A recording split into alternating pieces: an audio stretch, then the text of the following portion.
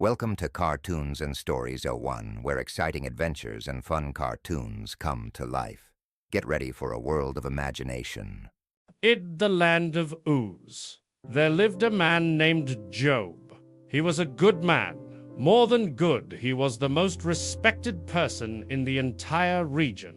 He was honest in everything he did. He honored God and intentionally stayed away from anything evil.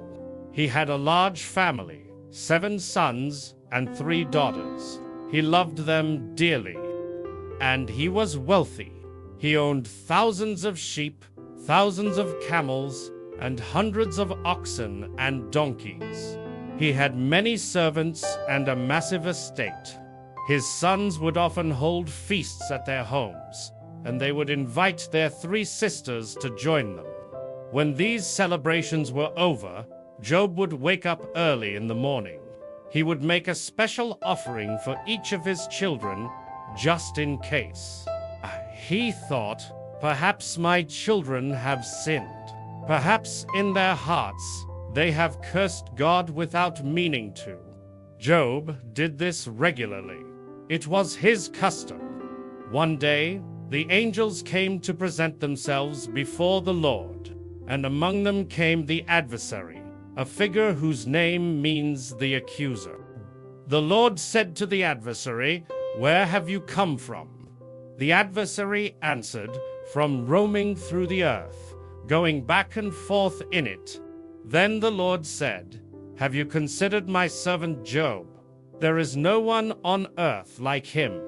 He is a good and honest man who honors me and stays away from evil." Does Job honor God for no reason? The adversary replied, "Haven't you put a hedge of protection around him and his household and everything he has? You have blessed the work of his hands, and his flocks and herds are spread throughout the land." But now the adversary challenged, "Stretch out your hand and strike everything he has, and I guarantee he will curse you to your face." The Lord said to the adversary, "Very well, then. Everything he has is in your power." But the Lord warned, "You must not lay a hand on the man himself." Then the adversary left. The test had begun. Some time later, while Job's children were enjoying a meal together, a messenger came to Job. He was in a panic. The oxen were plowing and the donkeys were grazing nearby.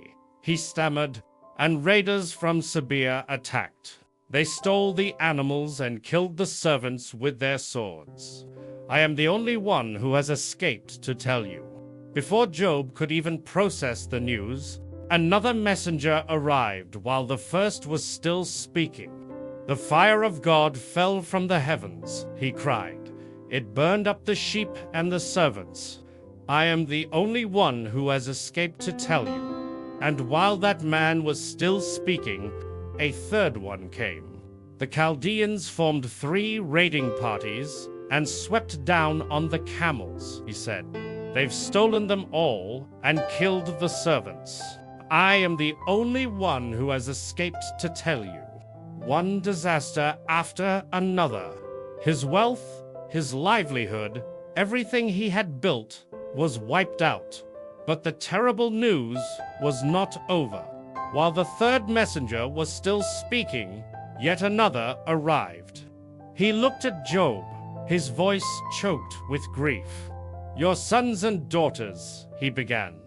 "They were feasting and drinking wine at the oldest brother's house. Suddenly, a mighty wind swept in from the desert and struck the 4 corners of the house. It collapsed on them. They are all gone. And I," he whispered, "am the only one who has escaped to tell you." This was the final blow. Not his wealth, but his very heart. At this, Job got up. He tore his robe. He shaved his head. Then he fell to the ground in worship. And he said, "Naked I came from my mother's womb, and naked I will depart. The Lord gave, and the Lord has taken away. May the name of the Lord be praised. In all of this, Job did not sin by charging God with wrongdoing. Another day came when the angels presented themselves before the Lord, and the adversary also came with them. The Lord asked him, "Where have you come from?" He replied as he had before, "From roaming through the earth, going back and forth in it."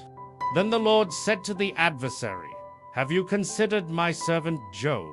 There is still no one like him on earth, a good and honest man.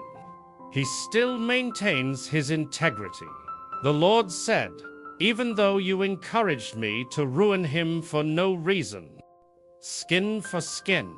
The adversary replied, "A man will give all he has for his own life. But stretch out your hand and strike his flesh and bones, and he will surely curse you to your face." The Lord said to the adversary, "Very well, then, he is in your hands." But the Lord commanded, "You must spare his life." So the adversary went out from the presence of the Lord, ready to unleash a new kind of suffering. And the adversary afflicted Job with painful sores. They started on the soles of his feet and spread. Soon they covered his entire body, from his feet to the crown of his head. So Job took a broken piece of pottery, and he scraped himself with it as he sat among the ashes. His wife came to him, her own heart broken and her patience gone. She said to him, "Are you still maintaining your integrity? Curse God," she said, "and die." He replied to her, "You are talking like a foolish woman. Shall we accept good from God and not trouble?" In all of this, Job did not sin in what he said. In a distant land, 3 of Job's friends heard about all the trouble that had come upon him. Their names were Eliphaz, the Temanite, Bildad, the Shuhite, and Zophar the Nomathite. They decided to go and comfort him. But when they saw him from a distance, they could hardly recognize him. The sight of their once great friend, so utterly destroyed, made them weep aloud. They tore their robes and sprinkled dust on their heads toward heaven. Then they sat on the ground with him for 7 days and 7 nights. No one said a word to him, because they saw how immense his suffering was. Finally, after 7 days of silence, Job opened his mouth, and he cursed the day of his birth. "Let the day I was born perish," he said, "and the night that said, a boy is conceived. Let that day be darkness. May God above not care about it, nor light shine on it. May gloom and utter darkness claim it once more. May a cloud settle over it. May blackness terrify it. Why did I not die at birth? Why did I not perish as I came from the womb? Why were there knees to receive me, and breasts that I might nurse? For now I would be lying down in peace. I would be asleep and at rest. I would be with kings and rulers of the earth, who built for themselves places now in ruins. Why is light given to those in misery, and life to those in bitter anguish? To those who long for death that does not come, who search for it more than for hidden treasure. For my sighing comes to me instead of food. My groans pour out like water. What I feared has come upon me. What I dreaded has happened to me. I have no peace, no quietness. I have no rest, but only turmoil. Then Eliphaz the Temanite replied, "If someone ventures a word with you, will you be impatient? But who can keep from speaking? Think how you have instructed many, how you have strengthened feeble hands. Your words have supported those who were falling. You have strengthened faltering knees. But now trouble comes to you, and you are discouraged. It strikes you, and you are dismayed. Should not your piety be your confidence and your blameless ways your hope? Consider now who, being innocent, has ever perished. Where was the upright ever destroyed? As I have observed, those who plow evil and those who sow trouble reap the same. A word was secretly brought to me. My ears caught a whisper of it amid disquieting dreams in the night. A spirit glided past my face, and a hair on my body stood on end. It stopped, but I could not discern its form. A form was before my eyes, and I heard a hushed voice. Can a mortal be more pure than his Maker? Can a man be more righteous than God? If God places no trust in his servants, if he charges his angels with error, how much more those who live in houses of clay? But if I were you, I would appeal to God. I would lay my cause before him. Blessed is the one whom God corrects. So do not despise the discipline of the Almighty. But Job did not feel blessed. He felt misunderstood. Then Job replied, "If only my anguish could be weighed, and all my misery be placed on the scales, it would surely outweigh the sand of the seas. No wonder my words have been rash. The arrows of the Almighty are in me. My spirit drinks in their poison. God's terrors are marshaled against me. I have not denied the words of the Holy One, but what strength do I have that I should still hope? What prospect that I should be patient? To one who is despairing, kindness should be shown from his friend, or he might forsake the fear of the Almighty. But my brothers are as undependable as intermittent streams, as the streams that overflow when winter melts, but vanish in the heat. Have I ever said, 'Give me something,' or 'Pay a ransom for me from your wealth'? Teach me, and I will be quiet. Show me where I have been wrong. But your reproof, what does it reprove? Do you intend to correct my words, and treat the words of a desperate man as wind? I loathe my very life. Therefore I will give free rein to my complaint and speak out in the bitterness of my soul. I say to God, do not declare me guilty, but tell me what charges you have against me. Does it please you to oppress me, to spurn the work of your hands? Remember that you molded me like clay. Will you now turn me to dust again? Why then did you bring me out of the womb? I wish I had died before any I saw me.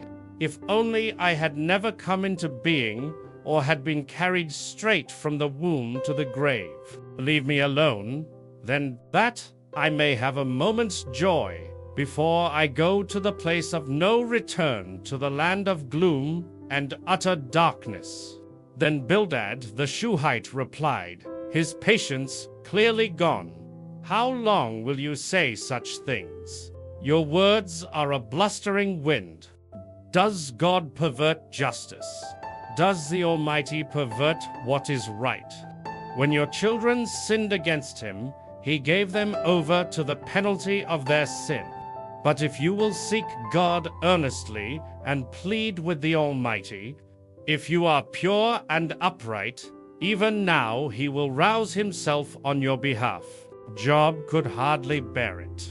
His friend had turned his greatest loss into a weapon against him. "Indeed, I know that this is true," Job said. "But how can a mortal be righteous before God? He is wise in heart and mighty in strength. He moves mountains without their knowing it. He speaks to the sun, and it does not shine. He seals off the light of the stars. If I am guilty, woe to me. Even if I am innocent, I cannot lift my head, for I am full of shame and drowned in my affliction." Then Zophar the Nomathite spoke, his voice dripping with scorn. "Are all these words going unanswered? Is this talker to be vindicated? You say to God, 'My beliefs are flawless, and I am pure in your sight.' Oh, How I wish that God would speak, that he would open his lips against you and disclose to you the secrets of wisdom. Know this, God has even forgotten some of your sin. You are getting less than you deserve. Job had come looking for comfort. Instead, he found condemnation. He replied to them all, "No doubt you are the people, and wisdom will die with you. But I have a mind as well as you. I am not inferior to you, who does not know all these things. I have become a laughingstock to my friends, though I called on God and he answered. I, a righteous and blameless man, am a Your hand has done this, he says to the heavens, but I desire to speak to the Almighty and to argue my case with God. As for you, you whitewash lies. You are all worthless physicians. If only you would be altogether silent. For you, that would be wisdom." The arguments continued, round after round. Each time, the friends insisted Job must have sinned. And each time, Job maintained his innocence, growing more and more desperate to face God himself. After all the arguments, after all the accusations and defenses, there was only silence. Job had said all he could say. Then something began to happen. The air grew heavy, and a wind began to stir. Then the Lord spoke to Job out. "Who is this that obscures my plans with words without knowledge? Brace yourself like a man. I will question you, and you shall answer me. Where were you when I laid the earth's foundation? Tell me, if you understand. Who marked off its dimensions? Surely you know. Who stretched a measuring line across it, while the morning stars sang together and all the angels shouted for joy? Who shut up the sea behind doors when it burst forth from the womb? When I made the clouds its garment and wrapped it in thick darkness? Have you ever given orders in the morning, or shown the dawn its place? Have you journeyed to the springs of the sea, or walked in the recesses of the deep? Have you entered the storehouses of the snow, or seen the storehouses of the hail, which I reserve for times of trouble? Do you hunt the prey for the lioness, and satisfy the hunger of her cubs? Do you know when mountain goats give birth? Do you watch when the doe bears her fawn, who let the wild donkey go free? I gave it the wasteland as its home, the salt flats as its habitat. It scorns the commotion of the town. Does the hawk take flight by your wisdom, and spread its wings toward the south? Does the eagle soar at your command and build its nest on high? The questions kept coming, a torrent of cosmic power and mystery, showing Job just how small his perspective truly was. Will the one who contends with the Almighty correct him? Let him who argues with God answer him. Then Job answered the Lord, "I am unworthy. How can I reply to you? I put my hand over my mouth. I spoke once, but I have no answer twice. But I will say no more." But God was not finished. He spoke to Job from the storm once more. "Look at Behemoth, which I made along with you. It eats grass like an ox. What strength it has in its loins! What power in the muscles of its belly! It is the first of the works of God, yet its maker can approach it with his sword. A raging river does not alarm it. It is secure, though the Jordan should surge against its mouth. Can you pull in Leviathan with a fishhook, or tie down its tongue with a rope? Sparks of fire stream out. Its breath sets coals ablaze, and flames dart from its mouth. It makes the depths churn like a boiling cauldron. Nothing on earth is its equal a creature without fear." The point was clear. If Job could not understand or control these creatures, how could he possibly understand the ways of their Creator? Then Job replied to the Lord for the last time, I know that you can do all things. No purpose of yours can be thwarted. You asked, who is this that obscures my plans without knowledge? Surely I spoke of things I did not understand, things too wonderful for me to know. You said, listen now, and I will speak. I will question you, and you shall answer me. My ears had heard of you. He said, but now my eyes have seen you. Therefore I despise myself and repent in dust and ashes. After the Lord had said these things to Job, the trial was over. The Lord said to Eliphaz, I am angry with you and your 2 friends, because you have not spoken the truth about me, as my servant Job has. So now take 7 bulls and 7 rams, and go to my servant Job, and sacrifice a burnt offering for yourselves. My servant Job will pray for you, and I will accept his prayer, and not deal with you according to your folly. So Eliphaz, Bildad, and Zophar did as the Lord commanded them, and the Lord accepted Job's prayer. And after Job had prayed for his friends, the Lord restored his fortunes. For in fact, he gave him twice as much as he had before. All his brothers and sisters and everyone who had known him before came and ate with him in his house. They comforted and consoled him over all the trouble the Lord had brought on him. And the Lord blessed the second part of Job's life more than the first. He also had 7 sons and 3 daughters, and nowhere in all the land were there found women as beautiful as Job's daughters. Their father gave them an inheritance, along with their brothers. After this, Job lived 140 years. He saw his children and their children to the 4th generation. And so Job died, an old man who had lived a full life. He never got an answer to why he suffered, but he met God in the storm. And that was enough. The end.